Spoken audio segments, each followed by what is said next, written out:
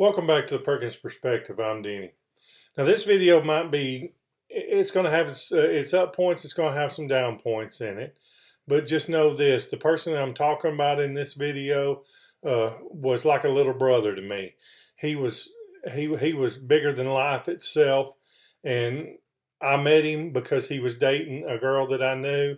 And that's, we just kind of hit it off as friends and just stayed there. I'm a good bit older than him, but he was dating a friend of mine. She wanted to kind of hang around me because she wanted to make sure he was okay, kind of thing, and we just kind of hit it off. And I'm talking about TJ.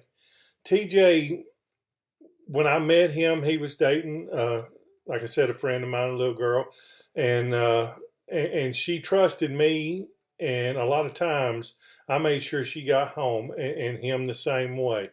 As a matter of fact, his daddy nicknamed me the mailman because he said anytime he was out and he knew that he was with me, I was like the mail. I was always going to come. So I, I always kind of was thankful that he, until I wasn't, that he felt that way about me.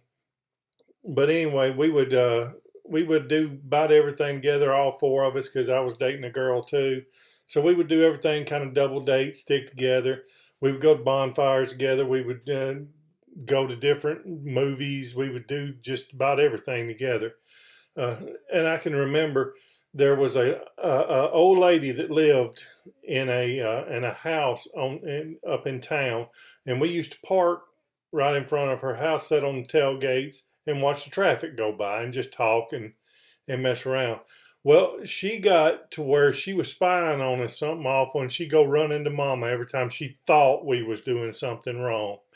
Now, you got to understand, at this time, I was already in the Air Force. I'd been in the Air Force about a year and a half. I just got stationed at Columbus Air Force Base from Homestead Air Force Base, Florida. I went through Hurricane Andrew down there and got to come to Columbus Air Force Base because I got to go anywhere I wanted to go after that hurricane wiped out Homestead Air Force Base. But we were sitting there and we wasn't hurting a soul, and she kept doing that, and I told him what was going on. He said, tomorrow night we're going to get her. We're really going to throw her for a loop. I said, what are you planning on doing? Well, he wouldn't tell me, and he wouldn't tell me. The next night we got, and I was dreading it.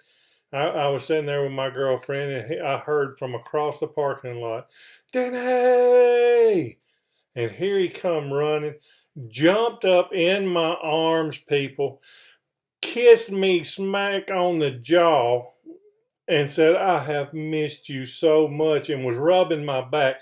And she was out there with her binoculars staring at us. And before I could do anything, my mother was already called. When I got home that night, my mother was crying. She was laughing so hard. She said, y'all have got to quit doing that. That old lady's going to have a heart attack. That was it. That was TJ. That was TJ. We would we would do this. We'd do that. When I got stationed overseas, he wrote me darn near every day, just to let me know how everything was going, who he was seeing at the time, how school was going, which wasn't very good, uh, and what he was doing in the afternoons. He had he had gotten a little Z-28 right before I left to go overseas, and him and his dad and a couple of his buddies fixed it up. I mean, souped it up royally, gave it a paint job, had it looking beautiful. They did all that right before I left. And while I was gone, he was telling me about it in his letters. And then all of a sudden, I call home one night. And this is the rough part. I called home. I was about 6,000 miles away when it happened.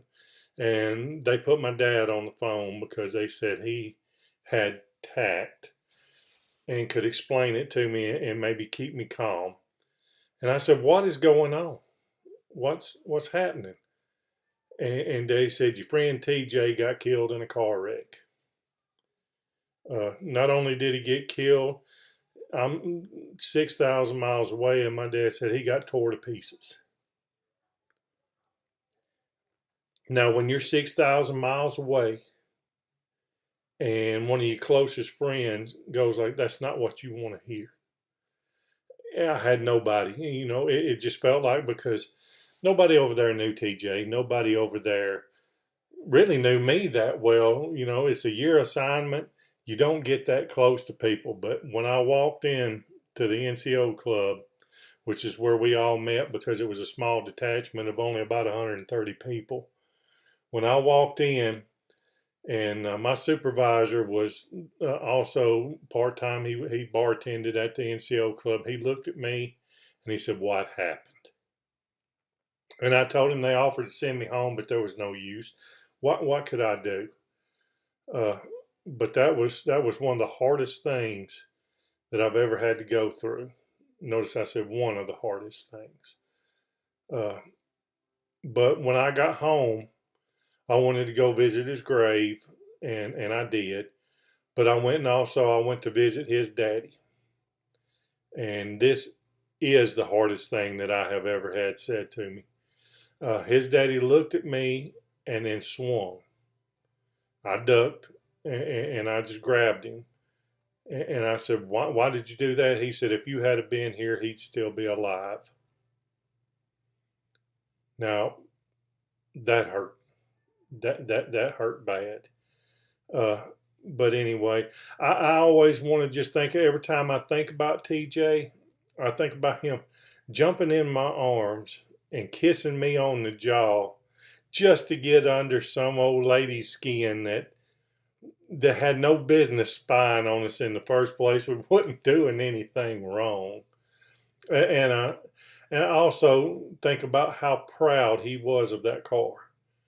But that car ended up costing him in the end, because it was souped up and he was racing. And it got him. But it wasn't nothing like some of them said. No, he wasn't doing anything bad. He was just being young. That's what young people do. Young people make decisions that are not always the best in the world. Shoot, who am I kidding? Yeah, I'm 53. Well, by the time you watch this, I'll be 53 years old. And I still make bad decisions sometimes. It's just, we're human. Humans make mistakes, and he made a mistake. Cost him and another one of our friends their life that night. But I just want you to, I just wanted to kind of tell you about TJ, and I told you in the beginning that there would be some of it that wasn't all funny. Funny things scattered throughout it, yes, but the end result is my one of my closest friends, I lost him that night, and I was in a position where I couldn't even really mourn. I didn't know what to do over there. But all I did was I just put my nose back down the grindstone, because at the same time I was in and out of a position over there where I was going into situations that was quite hot. I'll put it that way. Anyway, I hope you enjoyed my little story. I hope that that all of you can kind of envision TJ. TJ was about 5'8", maybe 170 pounds. He was chunk, and blonde headed, and had a mullet, and just loved life. Loved life. I miss you, TJ. I miss you every day. Wish you were still here, buddy. Anyway, I hope to see you again soon. Love you all. And if you're going to be good at it. And if you're going to be dumb, you better be tough. I love y'all. Talk to you later. All right, bye-bye.